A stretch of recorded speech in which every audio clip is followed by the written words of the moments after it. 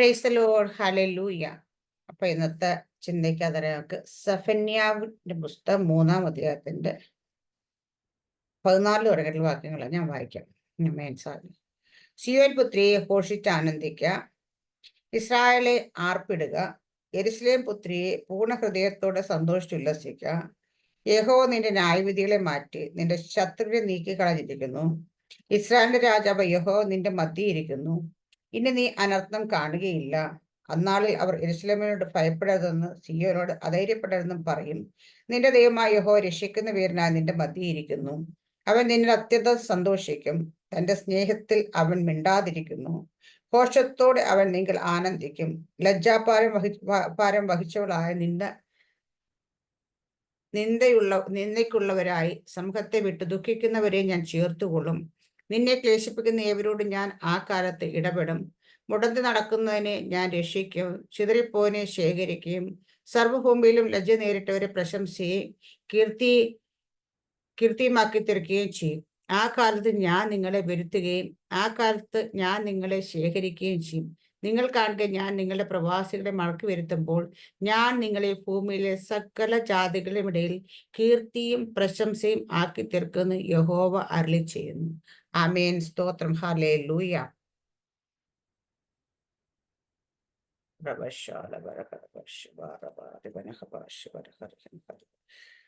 ഇവിടെ നമ്മൾ ഈ 3-ാം അധ്യായത്തിന് ഒരു 3-4 പാർട്ടായിട്ടാണ്. കാരണം ആദ്യത്തെ ഒന്നും അടങ്ങി കേൾക്കുന്നില്ലേ?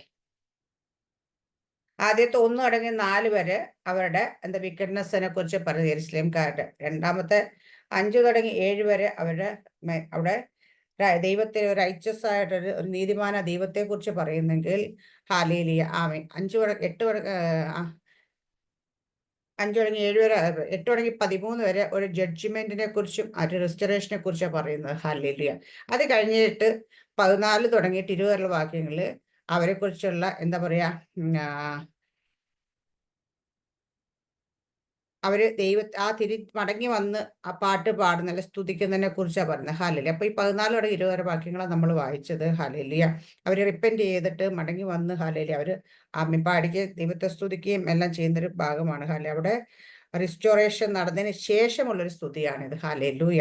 അവിടെ പറഞ്ഞ സിയോൻ പുത്രിയെ ഘോഷിച്ച് ആനന്ദിക്കുക, ഇസ്രായേലെ ആർപ്പിടുക. അപ്പൊ നമ്മുടെയൊക്കെ ജീവിതത്തിൽ ഇതുപോലെ ചില സമയങ്ങളിലൊക്കെ ചിലപ്പം ചില എന്തെങ്കിലും മിസ്റ്റേക്കുകൾ ഭാഗത്തിലൂടെ കടന്നു പോകും. പക്ഷെ നമ്മുടെ ദൈവത്തെക്കുറിച്ച് പറയുന്ന ആ ദൈവം ഒരിക്കലും ഉപേക്ഷിച്ച് കളഞ്ഞിട്ട് പോകുന്ന ദൈവമല്ല. ദൈവം അവരെ ചിലപ്പോൾ ഒരു അടിയൊക്കെ തന്നിട്ടാണെങ്കിലും മടക്കി വരുത്തും ദൈവം. ഹല്ലേലൂയ. അപ്പൊ ആ മടക്കി വരുത്തി കഴിയുമ്പോഴത്തേന് ഹല്ലേലൂയ ദൈവം എന്നിട്ട് നമ്മൾ മനുഷ്യർ പലപ്പോഴും ഞാൻ കാണാറുണ്ട്, പലപ്പോഴും പല ദൈവദാസന്മാരുടെ ജീവിതത്തിലൊക്കെ ആണെങ്കിൽ അവർ വന്ന ചില വീഴ്ചകൾ ഹല്ലേലൂയ ജനം കാണാറുണ്ട്, അല്ലെങ്കിൽ ജനം അറിയാറുണ്ട്. പക്ഷേങ്കില് ജനം അത് മറക്കത്തില്ല, ഇങ്ങനെ മനസ്സ് വെച്ചുകൊണ്ട്. പക്ഷെ ദൈവത്തിന് മുമ്പിൽ അവർ നിലവിളിക്കുമ്പം ദൈവസന്നിധി അവർ റിപ്പന്റ് ചെയ്യുന്ന സമയത്ത് ദൈവം അവരെ മടക്കി വരുത്തിയിട്ട് ഞാൻ എപ്പോഴും കാണാറുണ്ട് അവിടെ ആദ്യമേ ദൈവം എങ്ങനെ ഉപയോഗിച്ചു അതിനെക്കാട്ടി ശക്തമായിട്ട് പിന്നീട് ഉപയോഗിക്കുന്നതും കണ്ടിട്ടുണ്ട്. ഹല്ലേലൂയ. കാരണം വെച്ച് കഴിഞ്ഞാൽ ദൈവം അവരോട് ക്ഷമിച്ചു കൊടുക്കും. ദൈവം അവർക്ക് ഹല്ലേലൂയ അവരെ വീണ്ടും റിസ്റ്റോർ ചെയ്യും. അവരെ വീണ്ടും അവര് ദൈവത്തെ അവരെ ആദ്യത്തെക്കാട്ടി ഇതായിട്ട് സ്തുതിക്കുകയും അതുപോലെ ദൈവത്തെ ഹല്ലേലൂയ മടക്കി അപ്പൊ ഭയങ്കര അനുഗ്രഹിക്കുകയും ചെയ്യും നമ്മൾ കാണാം. അപ്പൊ അതുപോലെ ഇവിടെയും യെരൂശലേംകാരെ അതുപോലെ തന്നെയാണ്. ദൈവം അത് കഴിഞ്ഞ ശേഷം ഇത്രയും ഭാഗം ഈ പ്രോസസ്സിങ് 3 കഴിഞ്ഞപ്പോൾ ഉള്ളൊരു ദൈവത്തിന് വേണ്ടി പാടി അല്ലെങ്കിൽ ദൈവം അവര് ഹല്ലേലൂയ അവരെ ബ്ലെസ് ചെയ്ത പാട്ടുകൾ അവർ പാടുന്ന കുറിച്ച് സിയോൻ പുത്രിയെ ഘോഷിച്ച് ആനന്ദിക്കുക, ഇസ്രായേലെ ആർപ്പിടുക. എപ്പോഴാണ് നമ്മൾ ഘോഷിച്ച് ആനന്ദിക്കുന്നത്? നമ്മുടെ ജീവിതത്തിൽ സന്തോഷം വരുമ്പോഴല്ലേ? അപ്പൊ സിയോൻ പുത്രി ആർപ്പിടുക. അപ്പൊ ആർപ്പൊക്കെ ഇടുന്ന എപ്പോഴാണ്? ജയം വരുമ്പോഴാണ് ആർപ്പിടുന്നത്, അല്ലെ? ജയത്തിന്റെ ഉല്ലാസത്തിന് ആനന്ദഘോഷം ഉണ്ടെന്നൊക്കെ പറയുന്നതൊക്കെ അവിടെ ആർപ്പുണ്ടാകുന്നത്. ഹല്ലേലൂയ. അവിടെ പറയുന്നത് അടുത്ത ഇസ്രായേലെ ആർപ്പിടുക. വീണ്ടും പറയുന്നത് ഇസ്രായേൽ യെരൂശലേം പുത്രിയെ പൂർണ്ണ ഹൃദയത്തോടെ സന്തോഷിച്ചു ഉല്ലസിക്കാം. അപ്പൊ കുറച്ചല്ല, ശകല അല്ല, പൂർണ്ണ ഹൃദയത്തോടെ സന്തോഷിച്ച് ആനന്ദിക്കുക എന്ന് വെച്ചാൽ അതുപോലെ ഒരു പൂർണ്ണത അവർക്ക് എല്ലാ രീതിയിലും പൂർണ്ണ ഹൃദയത്തോടെ സന്തോഷിച്ച് ആനന്ദിക്കാനുള്ള അവസരം. അപ്പൊ പൂർണ്ണ ഹൃദയത്തോടെ സന്തോഷിച്ച് ആനന്ദിക്കുക, ഉല്ലസിക്കുക. അടുത്തത്, യഹോവ നിന്റെ ന്യായവിധികളെ മാറ്റി നിന്റെ ശത്രുവിനെ നീക്കി കളഞ്ഞിരിക്കുന്നു. അപ്പൊ ചില ന്യായവിധികൾ വരുമ്പോഴാണ് ശത്രുക്കളെ നമ്മുടെ ജീവിതത്തിൽ ദൈവം അനുവദിച്ചു കൊടുക്കുന്നത്. ഹാലയിൽ ഇപ്പം ഒരു രോഗമാകട്ടെ, ഒരു ഭാരമാകട്ടെ, കഷ്ടതയാകട്ടെ, കടഭാരമാകട്ടെ, എന്താണെങ്കിലും ദൈവം ശത്രുവിനെ നമ്മുടെ ജീവിതത്തെ അനുവദിച്ചു കൊടുക്കുന്ന ചില മിക്കവാറും ഒരു ന്യായവിധിക്ക് വേണ്ടിയിട്ടായിരിക്കും. ഹാല എന്തെങ്കിലും മിസ്റ്റേക്ക് ചെയ്യുമ്പോൾ അതിന് വേണ്ടി ശിക്ഷിക്കാൻ വേണ്ടിയിട്ടൊക്കെ അനുവദിച്ചു കൊടുക്കും. അപ്പം ആ ന്യായവിധികളെ ഇവിടെ പറഞ്ഞ യഹോവ നിന്റെ ന്യായവിധികളെ മാറ്റി നിന്റെ ശത്രുവിനെ നീക്കി കളഞ്ഞിരിക്കുന്നു. ആ ഭാഗം നമ്മൾ അപ്പൊ യഹോവയാണ് ഒരു ശത്രുവിനെ നമ്മുടെ ജീവിതത്തെ അനുവദിച്ചിരുന്നത് എന്ന് മനസ്സിലാകത്തില്ലേ? ആമീൻ, ഹല്ലേലൂയ. അപ്പൊ ആ ശത്രുവിനെ അനുവദിച്ചിരുന്നത് കൊണ്ടാണല്ലോ ദൈവം തന്നെ നീക്കിക്കളയുക. ഹല്ലേലൂയ. അപ്പം യഹോവ നിന്റെ ന്യായവിധികളെ മാറ്റും. അപ്പൊ ന്യായവിധികൾ നമ്മുടെ ജീവിതത്തിൽ ചിലതൊക്കെ തരുന്നത് ആരാണ്? ദൈവം തന്നെയാണ് തരുന്നത്. ദൈവം അത് തന്നത് ദൈവം തന്നെ മാറ്റാതെ മറ്റാർക്കും മാറ്റാൻ പറ്റത്തില്ല. ദൈവം അനുവദിച്ചു കൊടുക്കുന്ന ചില കാര്യങ്ങൾ ദൈവം തന്നെ മാറ്റണമെങ്കിൽ നമ്മളെന്ത് ദൈവമുഖം അന്വേഷിക്കുക തന്നെ ചെയ്യണം. ദൈവത്തിന് മുമ്പിൽ നമ്മൾ നമ്മൾ മാനസാന്തരപ്പെട്ട് നമ്മൾ ദൈവത്തിലേക്ക് തിരികെയും ചെയ്യാതെ അത് മാറുമെന്ന് വിചാരിക്കല്ലേ. അപ്പൊ അതുകൊണ്ട് ദൈവമുഖം അന്വേഷിക്കുക, ആ ദൈവത്തോട് തന്നെ നമ്മൾ നിലവിളിക്കുമ്പോൾ അല്ലെങ്കിൽ നമ്മൾ ദൈവസേന ഏൽപ്പിച്ചു കൊടുക്കുമ്പോഴാണ് അത് മാറുക. അപ്പൊ അവിടെ പറയുന്ന അപ്പൊ യഹോവ തന്നെ മാറ്റണം നമ്മുടെ ജീവിതത്തിൽ വരുന്ന എന്തെങ്കിലും ന്യായവിധി.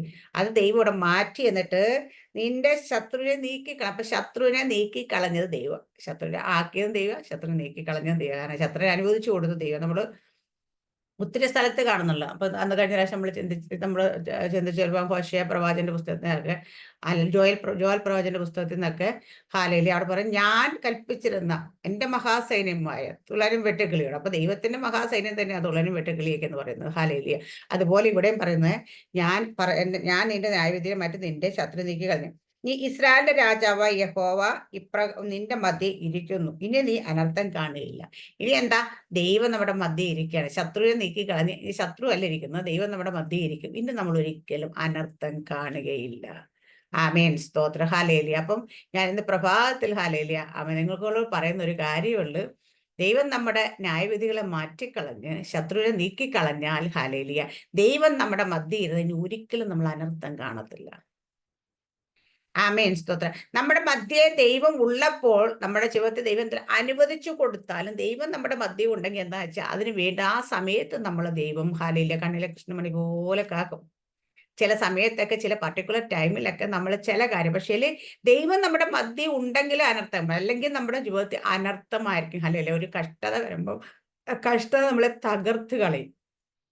അപ്പൊ കഷ്ടത ഉണ്ട് എന്നാലൊട്ട് നമ്മൾ തകർന്നു പോകുന്നുമില്ല. തീക്കകത്ത് കിടക്കാൻ മുൾപ്പടപ്പ് കത്തുന്നുണ്ട്, പക്ഷെ എന്നാലും തീ കത്തുന്നു, പക്ഷെ മുൾപ്പടപ്പ് എന്ത് പോകുന്നില്ലെങ്കിൽ അവിടെ ദൈവം ഉണ്ടോ എന്നുള്ളതിന്റെ അടയാളം. നമ്മുടെയൊക്കെ ജീവിതത്തിൽ കഷ്ടതയാണ്, ബുദ്ധിമുട്ടാണ്, പ്രയാസമാണ്, രോഗമാണ്, പക്ഷെ ഇതൊന്നും നമ്മളെ തകർത്ത് കളയുന്നില്ലെങ്കിൽ അതിനർത്ഥം ദൈവം നമ്മുടെ മധ്യേ ഉണ്ടെന്നപ്പോഴും. അപ്പൊ ഇവരുടെ മധ്യ അന്ന് ദൈവം ഉണ്ടായിരുന്നില്ല, പക്ഷെ ഇപ്പൊ ദൈവം പറയും ഞാൻ നിന്റെ മധ്യ ഉണ്ട്. ഹല്ലേലൂയ. അപ്പൊ ദൈവം ഉണ്ട്. അപ്പൊ നീ ഒരിക്കൽ അനർത്ഥങ്ങൾ. അപ്പൊ ദൈവം നമ്മുടെ മധ്യ ഉണ്ടെങ്കിൽ നമ്മുടെ ജീവിതത്തിൽ കഷ്ടതയാണെങ്കിലും ബുദ്ധിമുട്ടാണെങ്കിലും പ്രയാസമാണെങ്കിലും എന്താണെങ്കിലും ദൈവം നമ്മുടെ മധ്യ ഉണ്ട്, നമ്മൾ അനർത്ഥം കാണത്തില്ല. ഇല്ലെങ്കിൽ അനർത്ഥം കാണും. അപ്പൊ ചില അനർത്ഥങ്ങൾ വരുന്നെങ്കിൽ നമ്മൾ മനസ്സിലാക്കണം ദൈവം നമ്മുടെ മധ്യ ഇല്ല എന്നുള്ള. ഹാലയിൽ ഇവിടെ ദൈവം പറയാം ഞാൻ നിങ്ങളുടെ മധ്യ ഉണ്ട്, അതുകൊണ്ട് ഇനി നിങ്ങൾ അനർത്ഥം കാണും. ഇത്രയും നാൾ ഉണ്ടായിരുന്നില്ല, പക്ഷെ ഇപ്പൊ ഉണ്ടെന്ന് അവിടെ പറയും. ഹാലയിലൂയ. അപ്പൊ നമ്മുടെയൊക്കെ ജീവിതത്തിൽ നമ്മൾ ഓരോ സമയത്ത് നമ്മൾ ചിന്തിച്ചു നോക്കണം ദൈവം നമ്മുടെ മധ്യ ഉണ്ടോ ഇല്ലയോ എന്ന്. ഹാലയിലെ ചില പ്രയാസങ്ങളോ ബുദ്ധിമുട്ടുകളോ കഷ്ടതകളോ ഒക്കെ നമ്മുടെ ജീവിതത്തിലുണ്ട്, പക്ഷെ അത് നമ്മളെ തകർത്ത് കളയുന്നില്ല, അനർത്ഥമായി മാറുന്നില്ലെങ്കിൽ ഹാലിൽ നമ്മൾ മനസ്സിലാക്കാം നമ്മുടെ മധ്യേ ദൈവമുണ്ട് എന്നുള്ളത്. അപ്പൊ ഇവിടെ ഇവരോട് പറയുന്നത് അങ്ങനെയല്ല. ഇനി നീ അനർത്ഥം കാണുകയില്ല എന്ന് പറയുന്നത്. ഹാലേലിയ. അപ്പൊ നിന്റെ ഇസ്രായേലിന്റെ രാജാവ് യഹോ നിന്റെ മധ്യേ ഇരിക്കുന്നു, നീ അനർത്ഥം കാണില്ല. അന്നാളിൽ അവർ യെരൂശലേമിനോട് ഭയപ്പെടരുതെന്നും സിയോനോട് അധൈര്യപ്പെടരുതെന്നും പറയും. നിന്റെ ദൈവമായ യഹോവ രക്ഷിക്കുന്ന വീരനാ നിന്റെ മധ്യേ ഇരിക്കുന്നു. ഹാലേലൂയ. അപ്പൊ ദൈവം രക്ഷിക്കുന്ന വീരനാ നിന്റെ മധ്യ ഉള്ളപ്പോ നീ പറയും അവരോട് ഭയപ്പെടരുത്, ദേശത്തിൽ ഭയപ്പെടരുതെന്നും സിയോനോട് അധൈര്യപ്പെടരുതെന്നും പറയും. അപ്പൊ ഇപ്പം ദൈവം രക്ഷിക്കുന്ന വീരനായ. അപ്പൊ നമ്മുടെ കർത്താവിന് മറ്റൊരു പ്രത്യേകതയാണ്, നമ്മളെ രക്ഷിക്കും. എവിടെ നിന്നൊക്കെ രക്ഷിക്കും? ശത്രുവോ എന്ത് വന്നാലും അതിൽ നിന്ന് രക്ഷിക്കും. ദൈവം നമ്മുടെ മധ്യം ഉണ്ടെങ്കിൽ നമുക്ക് വേണ്ടി യഹോവ യുദ്ധം ചെയ്യും. നിങ്ങൾ ഉണ്ടായിരുന്നാമെന്ന് പറഞ്ഞ കണക്ക് ദൈവം നമ്മളെ എല്ലാത്തിൽ നിന്നും രക്ഷിക്കാൻ ഹാലേലൂയ ശക്തനായ ദൈവമാണ് നമ്മുടെ ദൈവം. ഹാലേലൂയ ഇവിടെ അവരുടെ മധ്യയിരിക്കും. അടുത്ത് പറയുന്നത്, അവൻ നിന്നിൽ അത്യന്തം സന്തോഷിക്കും, നീ തന്റെ സ്നേഹത്തിൽ അവൻ മിണ്ടാതിരിക്കുന്നു. ഹാലേലൂയ. ദൈവം നമ്മൾ അത്യന്തം സന്തോഷിക്കും. പക്ഷേ സ്നേഹം കൂടുമ്പോൾ ചില സമയത്ത് ദൈവം മിണ്ടാതിരിക്കും കേട്ടോ. നമ്മളൊക്കെ ഇവിടെ ദൈവം ഞാൻ എൻ്റെ ഏറ്റവും വലിയ സങ്കടമായിരുന്നു കുറേ ദിവസങ്ങളായിട്ട്, കുറേ നാളെ ഞാൻ പറയും, എൻ്റെ വ്യക്തിപരമായ കാര്യങ്ങൾ എന്ത് ചോദിച്ചാലും ദൈവം മിണ്ടത്തില്ല. മൗനമായിരുന്നു. അല്ലെങ്കിൽ കർത്താവേ എങ്ങനെയായിരിക്കും, അപ്പൊ എന്ത് സംഭവിക്കും, എങ്ങനെ വരും, അതെങ്ങനെ നടക്കും, ഒരനക്കവും ഇല്ല. കുറെ ദിവസങ്ങളായിട്ട് ദൈവം മിണ്ടാതിരിക്കത്തേ ഉള്ളൂ. ഹാലയിലെ കാരണം ബാക്കിയുള്ളവരുടെ കാര്യം എന്ത് പ്രാർത്ഥിച്ചാലും എന്ത് ചോദിച്ചാലും ദൈവം മറുപടി പറയും. പക്ഷേ നമ്മുടെ വ്യക്തിപരമായ കാര്യത്തിൽ മാത്രം ദൈവം മൗനമായിരുന്നു. ഇപ്പോഴും മൗനം തന്നെ കേട്ടോ, മൗനം മാറിയിട്ടൊന്നുമില്ല, മൗനത്തിൽ തന്നെയാണ്. അല്ലെങ്കിൽ ഇടയ്ക്ക് വല്ലപ്പോഴും ഒരു ദർശനമൊക്കെ തന്ന അല്ലെങ്കിൽ ഒരു സ്വപ്നത്തിലൂടെയൊക്കെ എന്തെങ്കിലും സംസാരം, പക്ഷെ എന്നാലും കൃത്യമായ വ്യക്തമായി ഇടപെടുന്നില്ല കാലിലെ കാരണം. പക്ഷെ ഇവിടെ ദൈവം പറയുന്നത് ഹാലയിൽ എന്താ പറയാ, തന്റെ സ്നേഹത്തിൽ അവൻ മിണ്ടാതിരിക്കുന്നു. ഹാലേ അപ്പം സ്നേഹമാകുമ്പോ കൂടുമ്പോ ചിലപ്പോൾ മിണ്ടാതിരിക്കും കേട്ടോ. അപ്പൊ അതുകൊണ്ട് അത് കാണുമ്പോ ഒരു സന്തോഷം. ഹല്ലേലൂയ ആമേൻ. അവൻ നിന്നെ അത്യന്തം സന്തോഷിക്കുന്നു, നമ്മളിൽ അത്യന്തം ദൈവം സന്തോഷിക്കുന്നു. എന്നിട്ട് പറയുന്നത് തന്റെ സ്നേഹത്തിൽ അവൻ മിണ്ടാതിരിക്കും. ആ സ്നേഹത്തില് ആ ദൈവം നമുക്കുള്ളോട് മിണ്ടാതിരിക്കുന്ന ദൈവമാണ്.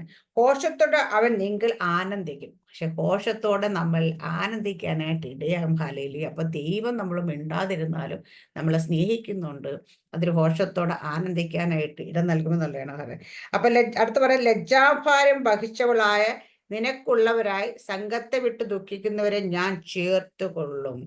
അപ്പൊ ലജ്ജാഭാരം വഹിച്ചവളായ നിനക്കുള്ളവരായി. ഹാലയില് അപ്പൊ നമ്മൾ ലജ്ജാഭാരം വഹിച്ചല്ല, നിന്നയായിരുന്നു.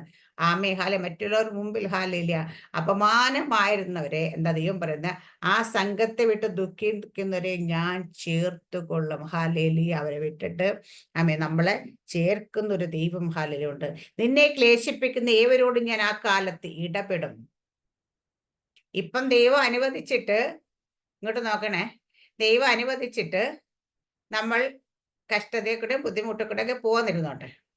ഈ സമയത്ത് നമ്മളെ ക്ലേശിപ്പിക്കുന്നവരുണ്ട്, നമ്മളെ നിന്ദിക്കുന്നവരൊക്കെ ഉണ്ട്. അവരോട് ഞാൻ ഇടപെടുമെന്ന് പറയാം. അപ്പൊ നമ്മൾ യോബിന്റെ പുസ്തകം വായിച്ചു നോക്കിയേ. യോബിന്റെ സ്നേഹിതന്മാർ വന്നു നിന്നിട്ട് യോബിന് സമാധാനിപ്പിക്കാൻ വന്നിട്ട്, ആശ്വസിപ്പിക്കാൻ വന്നിട്ട് യോബിന് കുറ്റം പറഞ്ഞു യോബിനെ വിഷമിപ്പിക്കുന്ന കാണുന്നുണ്ടല്ലേ. പക്ഷെ ലാസ്റ്റ് ദൈവം യോബിനോട് ഇടപെട്ട് കഴിയപ്പം സ്നേഹിതന്മാരോട് എന്താ പറയുന്നത്, നിങ്ങൾ എന്റെ ഭക്തന് പോലെ ആയിരുന്നില്ല ഹാലില്ല. അതുകൊണ്ട് നിങ്ങളിങ്ങനെ രക്ഷപ്പെടുമെങ്കിൽ അവിടെ ചെന്ന് യോബിനെ കൊണ്ട് യാഗം കഴിപ്പിച്ച് പ്രാർത്ഥിപ്പിച്ചു അല്ലേ അവിടെ പറയുന്നത്. അപ്പൊ അതുകൊണ്ട് ഇവിടെയും പറയുന്നത് എന്താണ്, ദൈവം പറയുന്നത്, നിന്നെ ക്ലേശിപ്പിക്കുന്ന ഏവരോടും ഞാൻ ആ കാലത്ത് ഇടപെടും. അപ്പൊ ദൈവം നമ്മളെ റിസ്റ്റോർ ചെയ്ത് കഴിഞ്ഞാൽ, ദൈവം നമ്മളെ ചേർത്ത് പിടിച്ചാൽ, ദൈവം നമ്മളെ അനുഗ്രഹിക്കാൻ തുടങ്ങും. മറ്റൊരു കാര്യം സംഭവിക്കാൻ, നമ്മളെ ക്ലേശിപ്പിച്ച ഈ സമയത്ത് നമ്മൾ ലജ്ജാഭാരമൊക്കെ വായിച്ച് നിന്നയൊക്കെ ആയിട്ട്, അപ്പൊ നമ്മളെ പക്ഷേ ലജ്ജിപ്പിച്ച കുറെ ആൾക്കാരൊക്കെ, നിന്ദിച്ച ആൾക്കാരൊക്കെ ഉണ്ട്, അവരോടൊക്കെ ദൈവം ഇടപെടുമെന്ന് പറയുന്നത്. മനസ്സിലായല്ലേ. അപ്പൊ ദൈവം അതൊന്നും കാണാതിരിക്കുന്നില്ല, ദൈവം അതൊന്നും മറന്നു പോകുന്നില്ല. അപ്പൊ നമ്മൾ പലപ്പോഴും നമ്മളങ്ങ് മറന്നു പോകുന്നതൊക്കെ അല്ലെ. പക്ഷെ ദൈവം അതൊന്നും മറന്നു, അവിടെ പറയുന്നത്. അതുകൊണ്ടാണ് ദൈവം പറയുന്നത്, നിന്നെ ക്ലേശിപ്പിക്കുന്ന ഏവരോട് ഞാൻ ആ കാലത്ത് ഇടപെടും. മുടന്തി നടക്കുന്നതിനെ ഞാൻ രക്ഷിക്കുകയും ചിതറിപ്പോനെ ശേഖരിക്കുകയും സർവ്വഭൂമിയിൽ ലജ്ജ നേരിട്ട് പ്രശംസയും കീർത്തിയുമാക്കി തീർക്കുകയും. അപ്പൊ അങ്ങനെയുള്ള മുടന്ത് നടക്കുന്ന, നേരെ നടക്കാൻ അങ്ങനെയുള്ള ലജ്ജയായി പോയ ചിതറിപ്പോയവരെല്ലാം ശേഖരിച്ച് കൂട്ടുവരുത്തത് ഇസ്രായേലിനുള്ള വാഗ്ദത്തമായിട്ടാണ്. പക്ഷെ നമ്മളെപ്പോഴും വചനം വായിക്കുമ്പം നമ്മളോടുള്ള പ്രോമിസായിട്ട് തന്നെ വായിക്കുക. അപ്പൊ അങ്ങനെയുള്ളവരെല്ലാം ദൈവം ചേർത്ത് പിടിക്കുക എന്നൊക്കെ കീർത്തി, എന്നിട്ട് പ്രശംസയും കീർത്തിയുമാക്കി തീർക്കുക. അപ്പൊ അങ്ങനെയുള്ളവരെ നിന്നെ അനുഭവിച്ച, ലജ്ജ അനുഭവിച്ചവരെ, മുടന്തരിവ് അങ്ങനെയുള്ളവരെല്ലാം ചേർത്ത് പിടിച്ചിട്ട് അവരെ പ്രശംസയും കീർത്തിയുമാക്കും. ഹാലേലിയ. ആ കാലത്ത് ഞാൻ നിങ്ങളെ വരുത്തുകയും ആ കാലത്ത് ഞാൻ നിങ്ങളെ ശേഖരിക്കുകയും ചെയ്യും.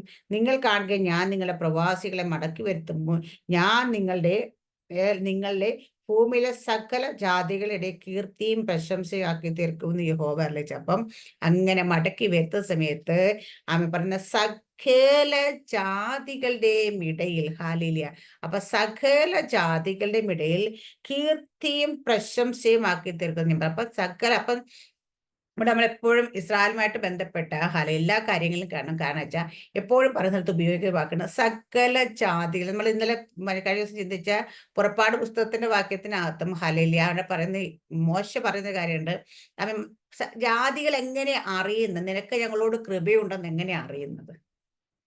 നീ ഞങ്ങളോട് പോരുന്നതിനാലല്ലയോ? ദൈവത്തിന് 33 അദ്ദേഹം നമ്മൾ കഴിഞ്ഞ ദിവസം ചിന്തിച്ചല്ലേ, ശനിയാഴ്ച ഭാഗം ചിന്തിച്ച ഭാഗത്തുള്ളതാണെന്ന് തോന്നുന്നു. ശനിയാഴ്ച വെള്ളിയാഴ്ച ആ ഭാഗത്ത് ചിന്തിച്ചപ്പോൾ ഉള്ളതാണ് അവിടെ ആ വെള്ളിയാഴ്ച ദിവസം. അപ്പൊ അവിടെ നമ്മൾ കാണുന്നുണ്ട്. അതപ്പോ മോശ അങ്ങോട്ട് പറയുന്നു ഹാലിലും 33 അദ്ദേഹം നേരത്തെ പുറപ്പാട്ട് പുസ്തകം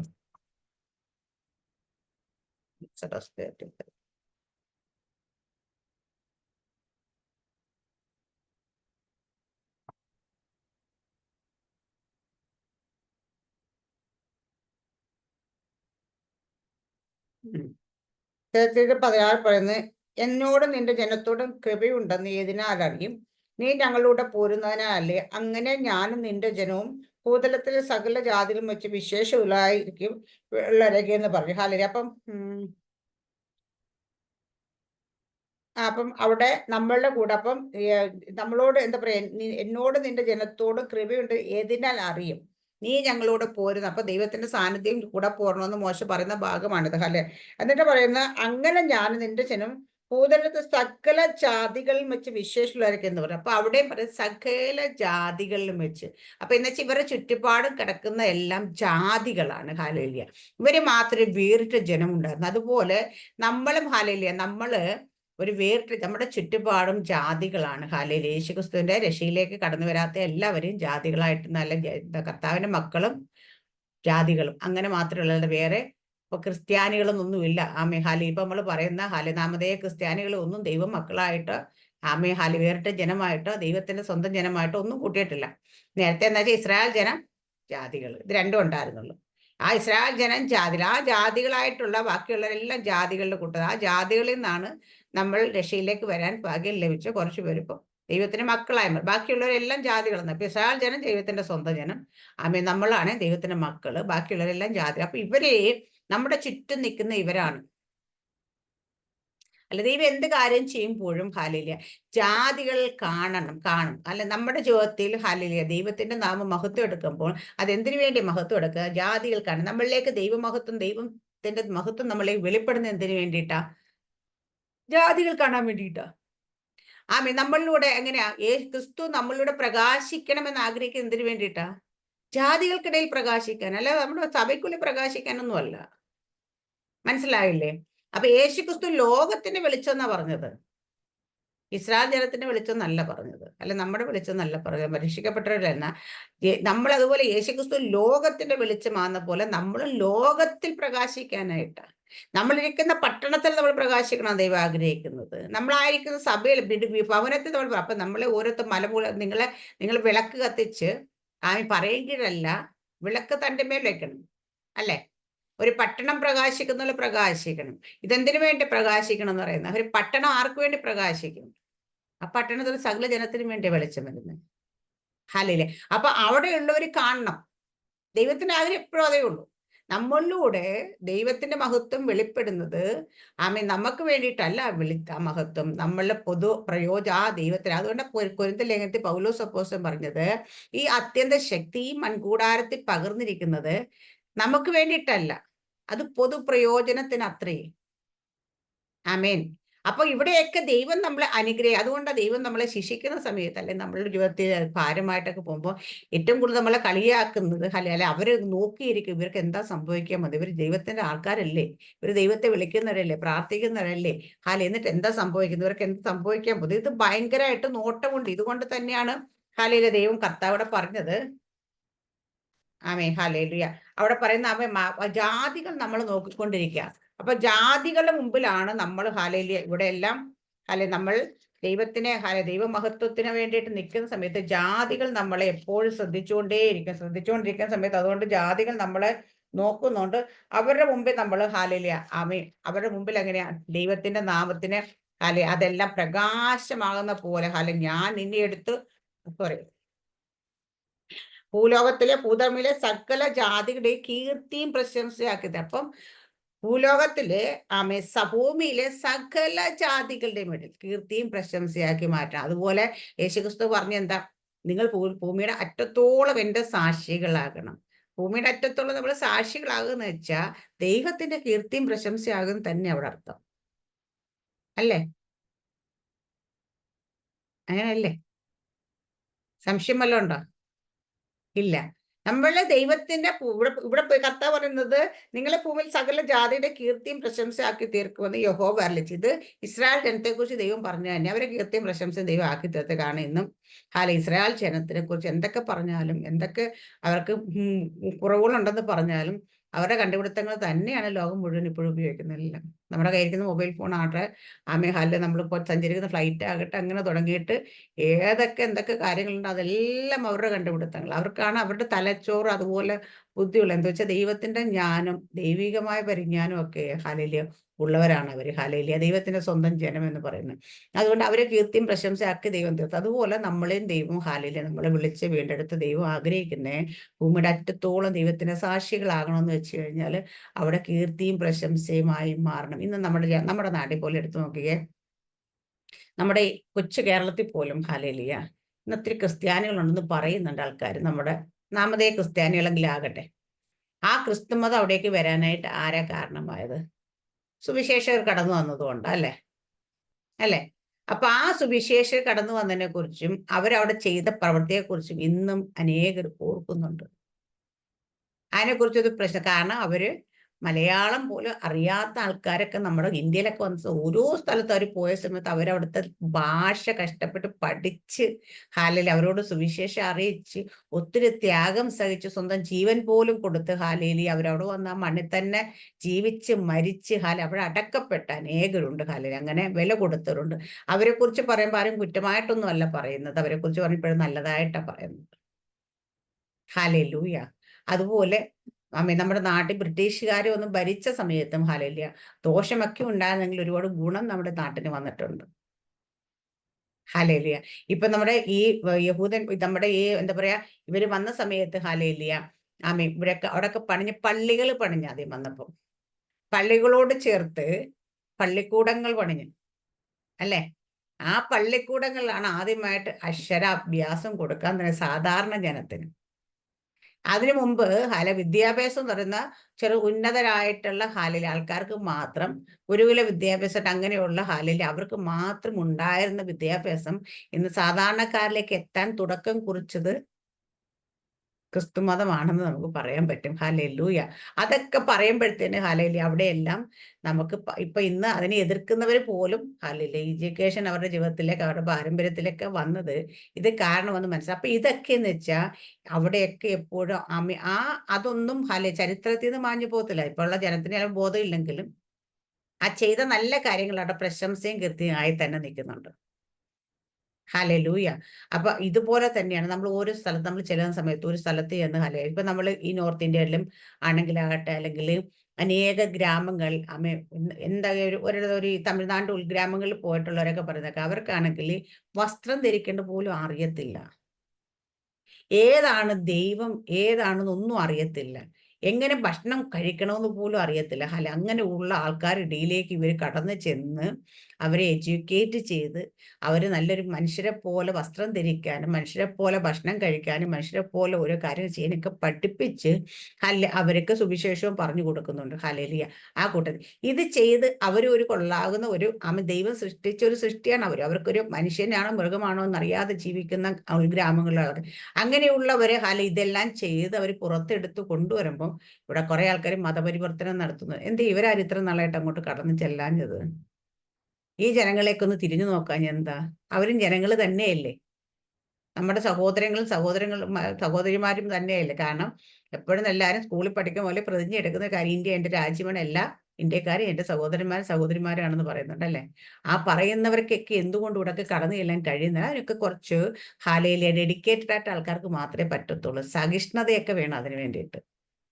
എല്ലാവർക്കും പറ്റത്തില്ല. എല്ലാവർക്കും പ്രസംഗിക്കാനൊക്കെ പറ്റും. പക്ഷേ ഇതിനൊക്കെ പ്രത്യേകം വരം ലഭിച്ചവർക്ക് മാത്രമേ അവർക്കിടയിലേക്ക് ഇറങ്ങിച്ചെല്ലാനും അതുപോലെ അവരെ ചേർത്ത് പിടിക്കാനും പറ്റത്തുള്ളൂ. അതിന് ക്രിസ്തുവിന്റെ മനസ്സുള്ളവർക്ക് മാത്രമേ പറ്റത്തുള്ളൂ. അത് മറ്റാർക്കും പറ്റത്തില്ല. അതിന് വേണ്ടുന്ന മനസ്സ് ക്രിസ്തുവിന്റെ മനസ്സ് എന്ന് വെച്ചാൽ ആ ക്രിസ്തുവിന്റെ മനസ്സിൽ ആ താഴ്മയും വിനയവും സ്നേഹവും മനസ്സലും ഒക്കെയുള്ള മനസ്സ്. അത് ലഭിക്കുന്നവർക്ക് മാത്രമേ അങ്ങോട്ട് കടന്നു ചെല്ലാൻ പറ്റത്തുള്ളൂ. ഹല്ലേലൂയ. അങ്ങനെയുള്ളവർ അപ്പൊ അതുകൊണ്ടാണ് കർത്താവ് ഇവിടെ പറഞ്ഞത് എല്ലാവരുടെ ഇടയിൽ നിന്ന് ഞാൻ കീർത്തിയും പ്രശംസയൊക്കെ.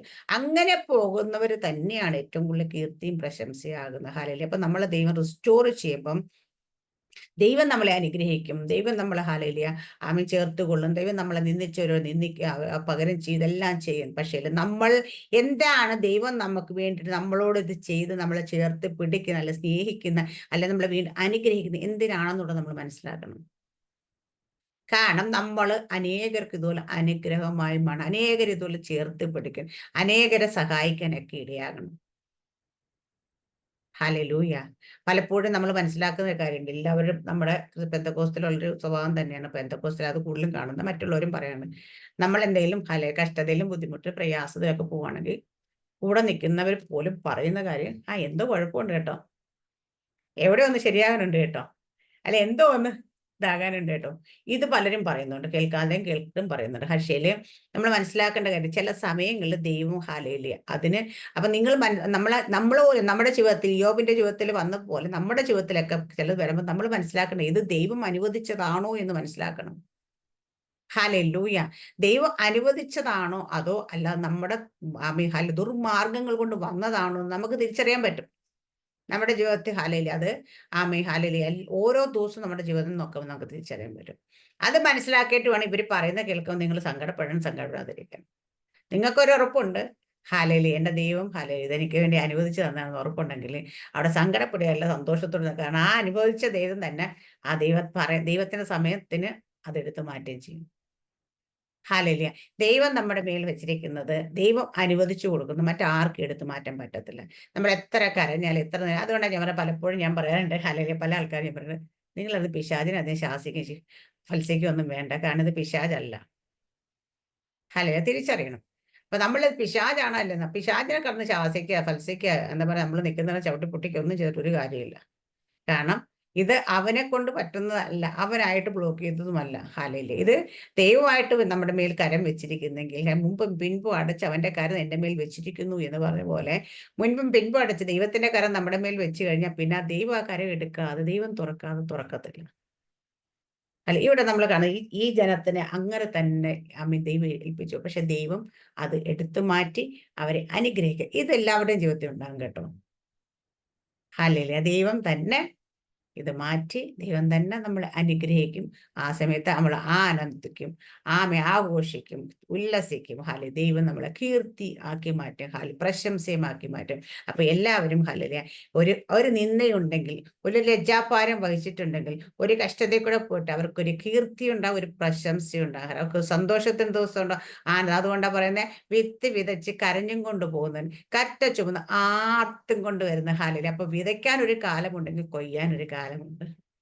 സങ്കടപ്പെടാനൊരു കാലമുണ്ട്, കരയാനൊരു കാലമുണ്ട്, ചിരിക്കാനൊരു കാലമുണ്ട്. ഹല്ലേലൂയ. നമ്മുടെ സഭാപ്രസംഗിയിൽ ശലോമോൻ പറഞ്ഞതാണ്. അതുപോലെ നമ്മുടെ എല്ലാവരുടെയും ജീവിതത്തിൽ ഒരു താഴ്ചയുണ്ട്, ഒരു ഉയർച്ചയുണ്ട്, ഒരു സങ്കടമുണ്ട്, ഒരു സന്തോഷമുണ്ട്. അതുകൊണ്ട് ദൈവം നമ്മളെ മറന്നു കളയും ദൈവം ഒരു അനീതിയുള്ള ദൈവമല്ല. അപ്പൊ ആ ദൈവത്തിന്റെ പാദപീഠം തന്നെ ആശ്രയിച്ച് മുൻപോട്ടുക. ഈ വചനത്തെ ദൈവം എല്ലാവരും അനുഗ്രഹിക്കും പറയട്ടെ. ആമേൻ. സ്തോത്രം. God bless you.